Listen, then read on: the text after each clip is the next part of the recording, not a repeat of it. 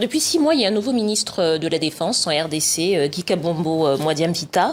Il a succédé à Jean-Pierre Bemba, qui autrefois avait été un chef de guerre et sur lequel il y avait beaucoup d'attentes. Quel est le bilan des 6 premiers mois du nouveau ministre de la Défense ? Écoutez, on parle même depuis Jean-Pierre Bemba d'une montée en puissance de l'armée congolaise. Force est de constater que sur le terrain, pour le moment, l'armée congolaise ne fait que reculer.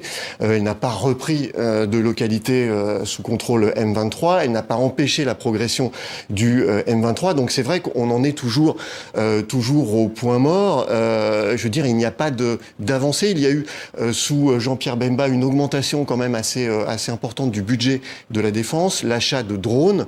Il y a des nouveaux effectifs qui sont censés arriver, mais on voit bien que tout ça sur le terrain, ça ne prend pas.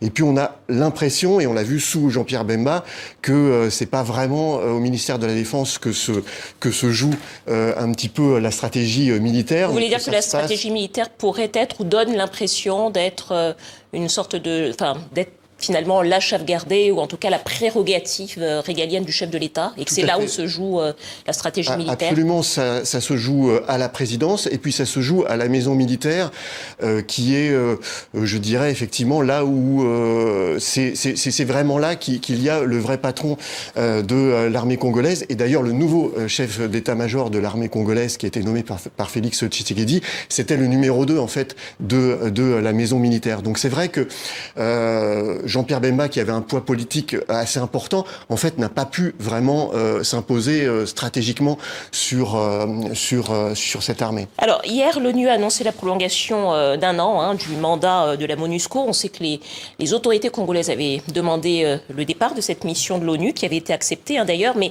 pour être plus clair, en fait, il devrait bien y avoir retrait, mais le calendrier devrait être un petit peu étendu. Comment est-ce qu'on peut interpréter ça ?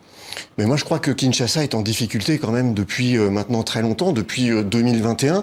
Donc, elle se rend compte évidemment que la MONUSCO peut être un élément important dans la sortie de crise, ou en tous les cas peut-être pour protéger notamment Goma avec les troupes de la SADC, parce que c'était ça aussi la menace importante qu'il y avait sur Goma, qui est complètement encerclée maintenant par le M23.